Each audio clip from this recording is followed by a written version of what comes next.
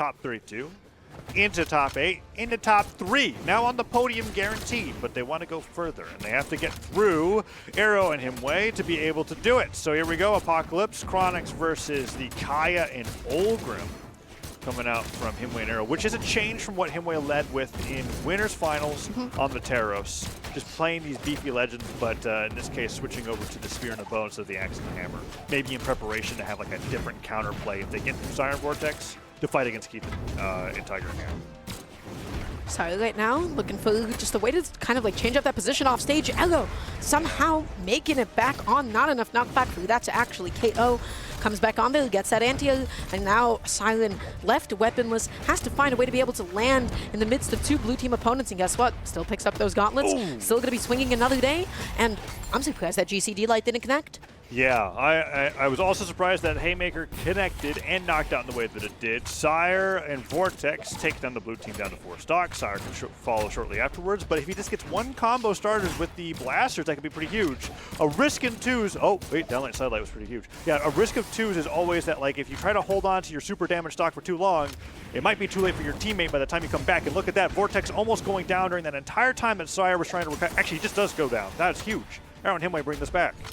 Yeah, you're like, if you play back too much and you kind of let your teammate who's like healthy, still like frontline, then it'll be like 3 stocks to 1, like between you and your teammate, and you're like, oh, okay, my bad.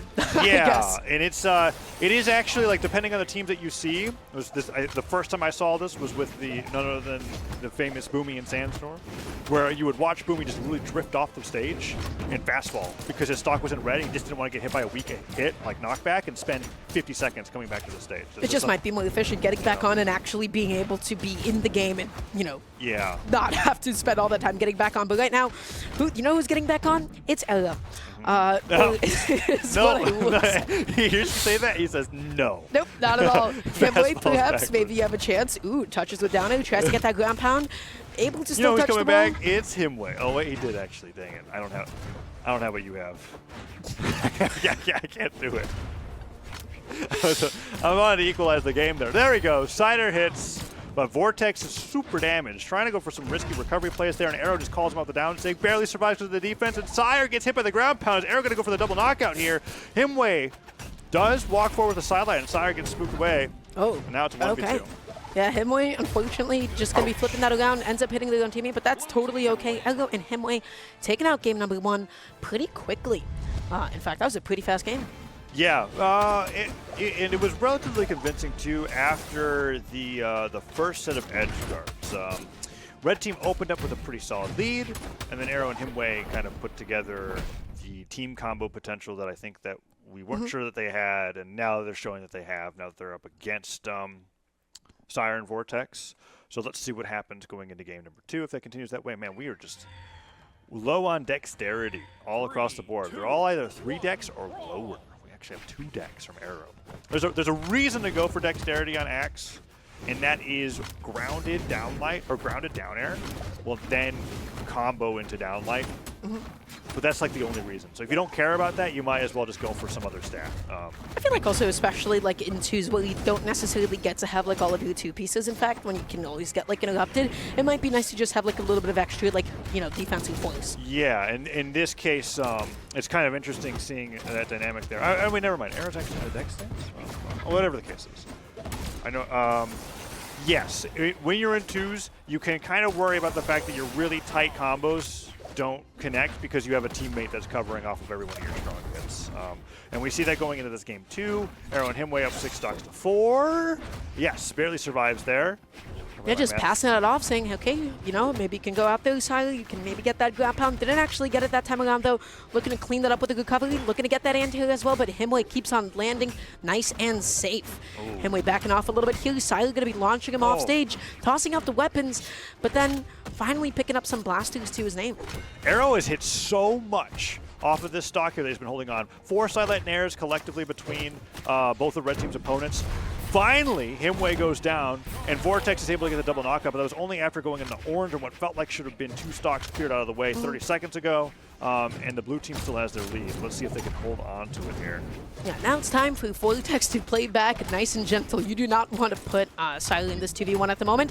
Tries to go out there with the GC Sidelight, doesn't get it. Gets launched off stage. Elo goes for the low coverage with the Sire, but then finally gets that edge guard. And now all of a sudden, we have a 2-to-1 discrepancy on behalf of the red team, and Sire is just looking to even it up in any way possible. Going in on Elo, getting a lot of huge hits in. Yeah, tries to go through that downer as well. Wow. Downer hits, and then Himwy, in the effort to save, ends up hitting his teammate with the recovery.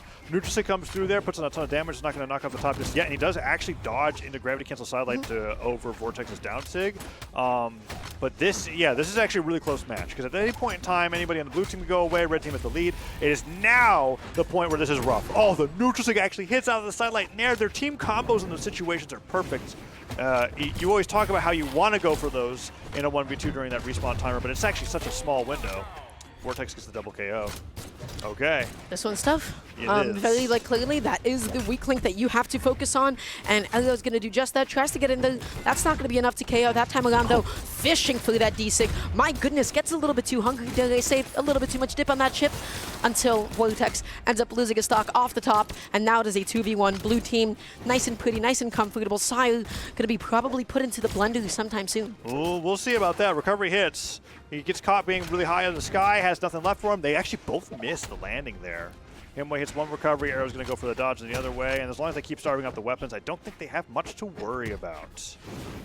New weapon spawn comes in there. Sire finds himself unarmed for a very long time, and they're just chucking everything off the side of the stage. Oh, and Sire finally finds something just to get hit by D-Light recovery as he picks it up.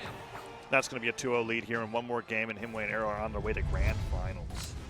Yeah, that was tough. In fact, I feel like the thing that you talked about happened, which was that Vortex at some point was just damaged enough that he was getting kind of knocked off stage, and then Sire ended up taking like a bit of a beating, especially towards the last couple of stocks. Yeah, and that's common, I think, with teams that don't know how to pilot Chronics well enough, which is why they're actually off of it. Sometimes having all that defense just means that your survivability ends up being your teammate's downfall, and that can be pretty rough. So he's going to be switching off of that character, going over to the Rayman, which has been a staple doubles pick for about 2 years now.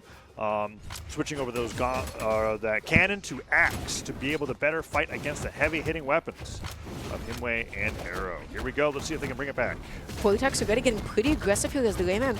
Okay, gets that neutral light. Huge little team combo there for red team. Blue team took quite a bit of damage. I see you wincing. Well, because they did Endlight and Endlight, and I was just like, why didn't they DI? And he just got hit by the neutral section.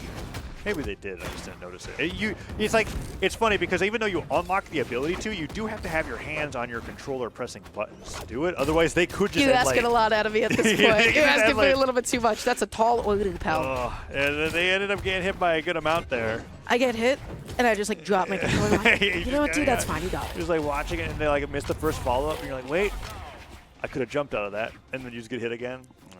I hate it when I get hit in fighting games. Ugh, it's the worst. It is the worst. Yeah, why even bother playing at that point if you're getting hit in fighting games? Exactly.